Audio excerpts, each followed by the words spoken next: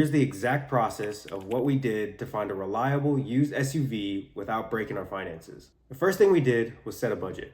I think that's got to take priority over everything else because you don't want to go show up to a dealership without having a price in mind, because then a lot of people end up overpaying. We figured our budget was about $20,000. In addition to the budget, you also got to think about how you're going to pay for the car. Are you going to pay for it all in cash? Are you going to take a loan out for the whole amount? What are you going to do? When we were talking about it, we kind of figured we have our emergency fund that we can pull from, and we have, we're going to have to take a loan out, but we could also use our brokerage account. With our budget in place and an idea of how we were going to pay for it, from that point, we could start figuring out what make, what model, and really get down into details of what we wanted.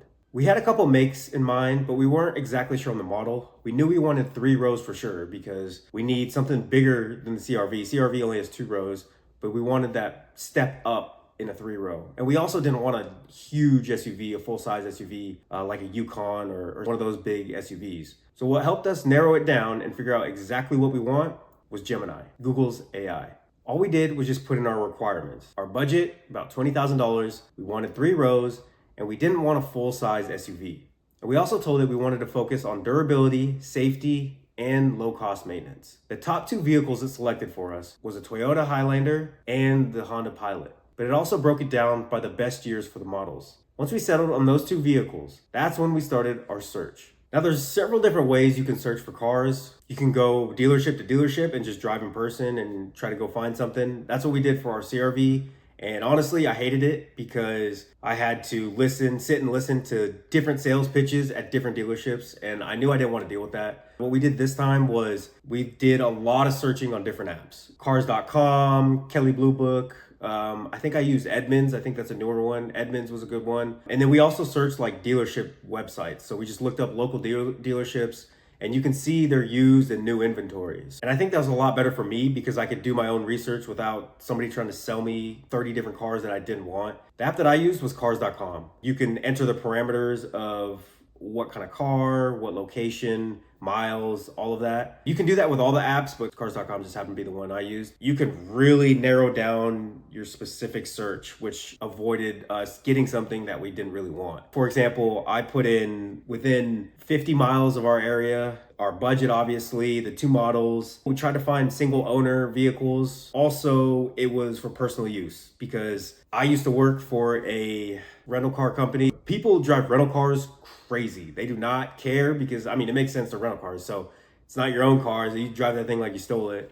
So that got me thinking, I do not want to buy a car that was not used for personal use because people usually tend to take care of their own personal car more than like a rental or like a business car.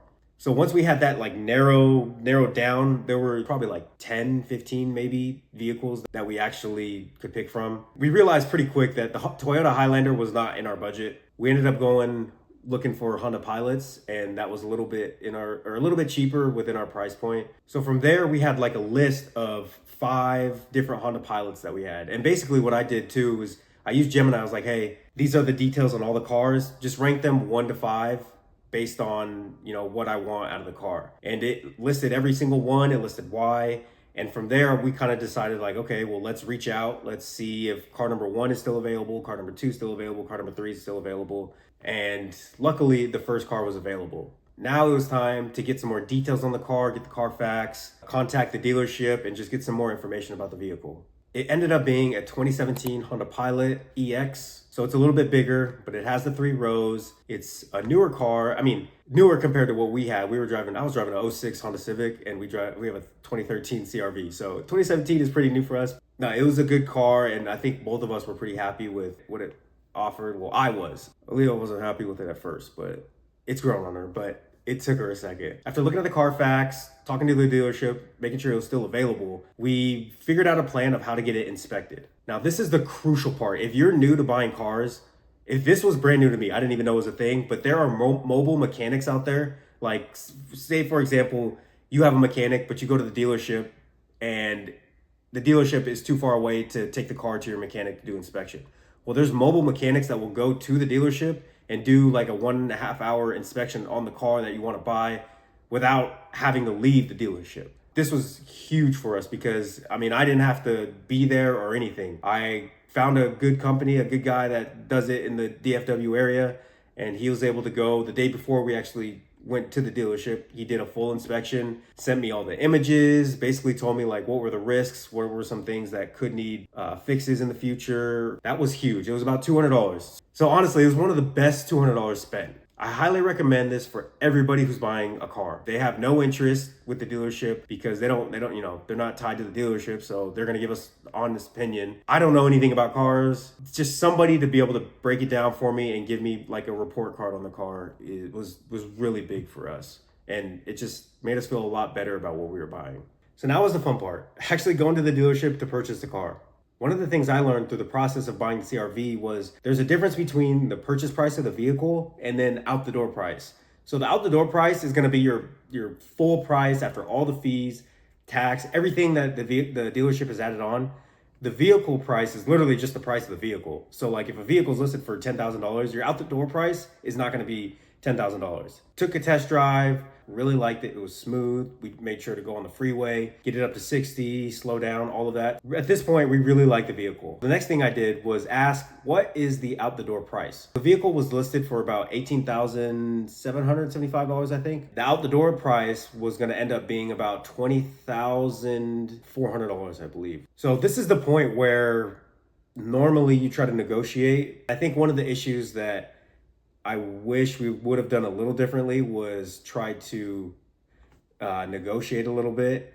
I tried to, but it was just shut down because we took both of the kids, Aaliyah, like all of us were together, and we knew we didn't want to go back in the Civic. So I think, and the salesman knew that. So he kind of picked up like, okay, I have the leverage because clearly they don't want to drive back home in that vehicle or in the Civic. So, I really don't have to give them a discount or anything or, work with them, negotiate. So I think that's the only thing that kind of, when I look back, kind of frustrates me is like he knew he had all the leverage and I couldn't really negotiate. One of the things I wish we would have done is called ahead and like negotiated on the phone because we're at home, so there's no pressure or anything, but also it, like he doesn't have all the leverage. Like we're already at home. I mean, I can just find another car on cars.com on the app. So I think if I was able to call and kind of negotiate and then go in, we could have probably got it for a little bit cheaper. So we paid $12,000 in cash from our emergency fund.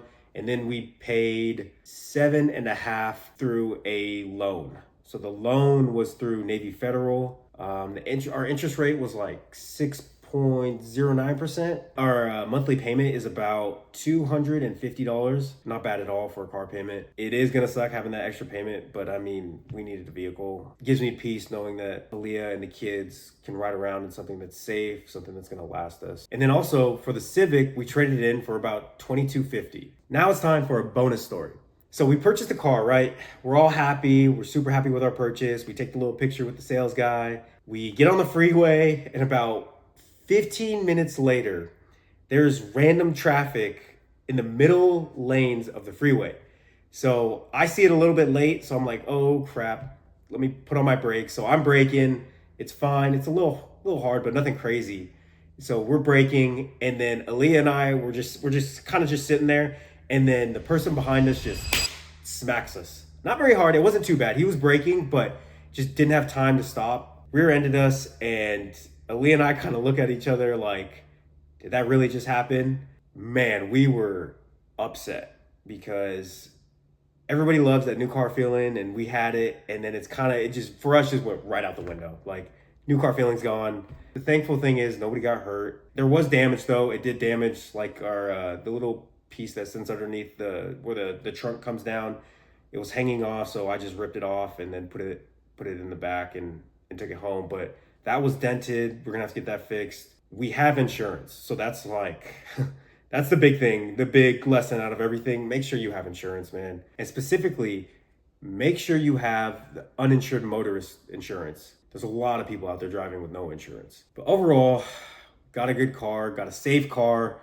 It did pick up a little damage on the way home, which was very frustrating, but everybody was safe. It's grown on Aaliyah. She loves it now, which I knew. It did drain our emergency fund, but I mean, that's what it's there for. Again, that's just why it's so crucial, man, to have an emergency fund, because when things like this pop up that you don't expect, that just come out of left field, you can handle it without it completely ruining your finances. You got to go into panic mode, take out a bunch of debt. It helps you sleep at night, and it really gives you that buffer to be able to keep you on track. So that was our experience for buying our latest vehicle. Let me know down in the comments what you think, what we could have done better, or maybe something that you learned when you were buying cars and you want other people to know.